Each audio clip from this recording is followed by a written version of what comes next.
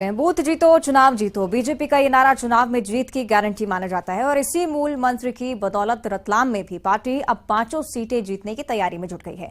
बीते विधानसभा चुनाव में 2 सीटों पर बीजेपी को करारी हार झेलनी पड़ी थी, लेकिन अब पार्टी इस हार से सबक लेकर 1295 बूथों पर मैनेजमेंट में जुटी हुई है। हमारी खास रिपोर्ट देखिए। कांक्षी विधानसभा का नाम दिया, वहाँ पे ऑलरेडी एक विस्तारक और एक जिले से बाहर का व्यक्ति प्रभारी बनकर आ चुके हैं और लगातार उन विधानसभाओं में उनकी बैठक चल रही है। जो नीचे बूथ स्तर तक का काम करने वाले कार्यकर्ताओं को बैठक लेकर प्रत्येक शक्ति केंद्र पर प्रत्येक बूथ पर बैठक करके उसकी तैयारी उन दोनों विधानसभा में चल रही है। और इसके साथ ही जो बची हुई 3 विधानसभाएं, उनमें भी हम बूथ स्तर तक चल गए। अभी हमारा जो बूथ विस्तार अभियान चला है, इसके अंतर्गत हमने बूथ पर समिति बनाई है। बूथ पे 11 लोगों की 21 लोगों की समिति बनाई। उसके बाद पन्ना प्रमुख, पन्ना समिति और व्हाट्सएप ग्रुप बनाए। इन सब तैयारियों के साथ 1295 बूथों पर काम हुआ है पिछले 14 दिनों में। और जो बचे हुए काम है उसके लिए 5 तारीख के दिन भारतीय जनता पार्टी का प्रत्येक पदाधिकारी, प्रत्येक विधायक, सांसद, जिले का पदाधिकारी, प्रत्येक व्यक्ति 5 तारीख के दिन उस बूथ पे जाएगा जिस बूथ पे काम बाकी है। वहीं बीजेपी की इन तैयारियों पर कांग्रेस चुटकी ले रही है। कांग्रेस नेताओं का कहना है कि कांग्रेस निश्चित रूप से जिले में अपनी सीटों में बढ़ोतरी करेगी, क्योंकि बीजेपी पूरी तरह से अंतर्कलह में डूबी हुई है। आपसी मतभेद और टिकट को लेकर उम्मीदवार आपस में ही लड़ रहे हैं, जिसका फायदा सीधे तौर पर कांग्रेस को होगा। 5 सीट तो भारतीय जनता पार्टी रतलाम जिले में जीत नहीं सकती है, क्योंकि पूरे जिले में अंतर्कलह में डूबी हुई है। आपसी मतभेद और जिस तरीके की लड़ाइयों में चल रहे हैं, एक दूसरे जो उम्मीदवार है वो एक दूसरे से अभी से ही टिकट को लेकर लड़ रहे हैं। ग्रामीण की स्थिति आप देख ही रहे हैं, हम 5000 से हारे थे और ग्रामीण की आज की स्थिति आप सभी लोगों के सामने है कि वहाँ कितना अंतर विरोध है और कितना विरोध चल रहा है। जावरा के अंदर मात्र 500 वोट से भारतीय जनता पार्टी जीत पाई थी। तो इसी स्थिति में भारतीय जनता पार्टी 5 जीते सीट जीतना तो उनके लिए नामुमकिन है। पर हाँ, मैं ये जरूर कह सकता हूँ कि कांग्रेस की 2 सीटें हैं और उसमें कांग्रेस निश्चित रूप से जिले में अपनी सीटों में बढ़ोतरी करेगी। फिलहाल बीजेपी भले ही चुनावी तैयारियों में कांग्रेस से कहीं आगे दिखाई दे रही है, लेकिन बीते 20 सालों की एंटी इनकम्बेंसी का डर बीजेपी को भी सता रहा है। ऐसे में मतदाता किस पार्टी को अपना सिरमौर चुनती है, इस सवाल का जवाब तो आगे आने वाले विधानसभा चुनाव के बाद ही पता चल पाएगा। रतलाम से न्यूज़ 18 के लिए सुधीर जैन की रिपोर्ट। चलिए, ज्यादा चर्चा हम करेंगे इससे कि सुधीर हमारे साथ लाइव जुड़ रहे हैं। सुधीर, क्या कुछ रणनीति बीजेपी की तरफ से नजर आती है और उसे काउंटर करने के लिए कांग्रेस क्या करे, जानकारी चाहेंगे।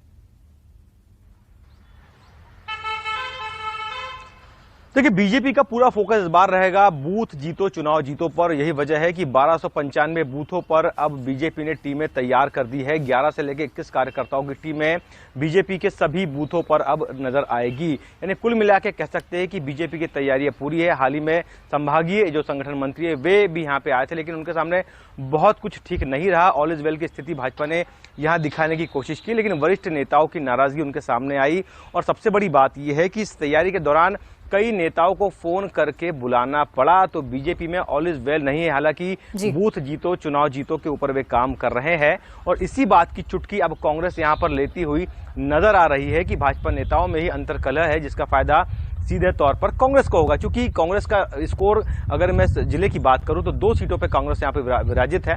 2 सीटें चुनाव जीत चुकी है और जावरा विधानसभा की अगर मैं बात करूं तो वहां बहुत ज्यादा मार्जिन नहीं है। और रतलाम ग्रामीण और शहर में भी इस बार जो लोकल बॉडी इलेक्शन हुए वहां पे कांग्रेस ने अच्छा प्रदर्शन किया है।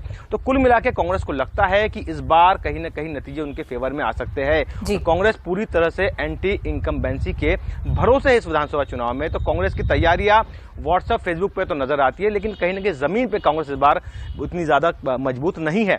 और जहां तक बैठकों की दौर की बात है तो भाजपा में लगातार बैठकों का दौर जारी है, कांग्रेस में भी बैठकों का दौर जारी है, बड़े नेताओं का भी आना जारी है। लेकिन अब देखना यह है कि रतलाम की जनता किससे अपना सिरमौर चुनती है और क्या कांग्रेस की सीटों में बढ़ोतरी में इजाफा होगा या फिर भाजपा अपना जो पुराना रिकॉर्ड है उसे बरकरार रख पाएगी। इस सवाल का जवाब तो आगे आने वाला विधानसभा चुनाव ही देगा। बिल्कुल, बहुत शुक्रिया आपका सुधीर चर्चा के लिए। आगे बढ़ते हैं। बलरामपुर से इस वक्त एक बड़ी खबर सामने आ रही है। जिला सहकारी बैंक के कर्मचारी से मारपीट हुई है। रामानुजगंज विधायक बृहस्पति सिंह ने मारपीट की है। विधायक ने बैंक कर्मचारी के साथ मारपीट की और पिटाई का वीडियो अब सीसीटीवी कैमरे में कैद हो चुका है, सामने आ चुका है। बैंक से किसानों को पैसा भुगतान नहीं होने पर विधायक गुस्साए थे और पीड़ित कर्मचारी का आरोप है कि बैंक में किसानों को भुगतान किया जा रहा था। मारपीट का वीडियो सामने आने के बाद कर्मचारी आक्रोशित हैं। जिला सहकारी केंद्रीय बैंक रामानुजगंज के पूरे मामले तस्वीरें भी आपको दिखा रहे हैं। विधायक ने मारपीट की है। सहयोगी श्रवण हमारे साथ फोन लाइन पर जुड़े हैं। श्रवण, क्या जानकारी इस घटना पर?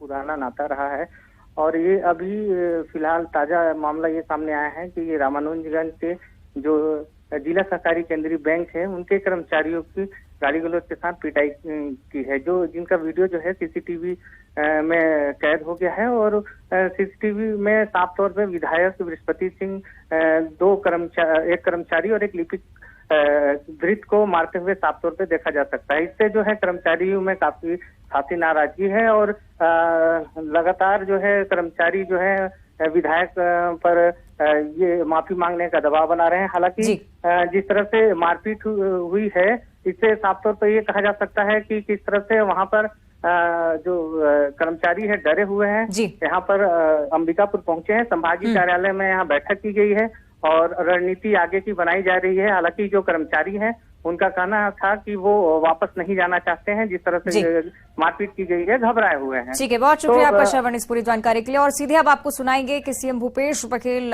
क्या कुछ कह रहे हैं। टिकट कैंसिल करने के लिए कहा गया था। नहीं सर, गए हुए लेकिन रात से देर से मुलाकात होती है।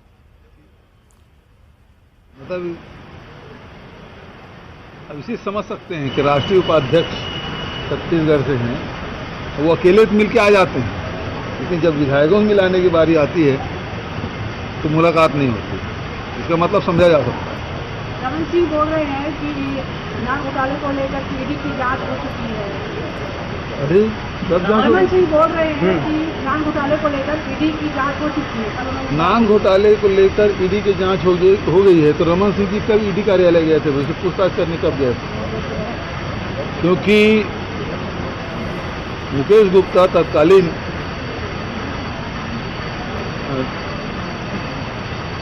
डिप्टी डीजी थे उस समय ना, और उस समय उन्होंने ये कहा था कि पैसा उस क्षेत्र में गया है जहां वो पहुंच नहीं सकते। तो कौन कौन से क्षेत्र है जहां डीजी नहीं जा सकते, जैसे भी जांच नहीं कर सकते? सीधी बात है, कहाँ गया था?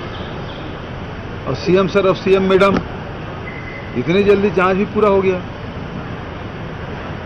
ये बड़ा चौंकाने वाली बात है। जबकि किसी को पता हवा तक नहीं लगी और जांच हो गया। मुझे तो इसमें संदेह हो रहा है।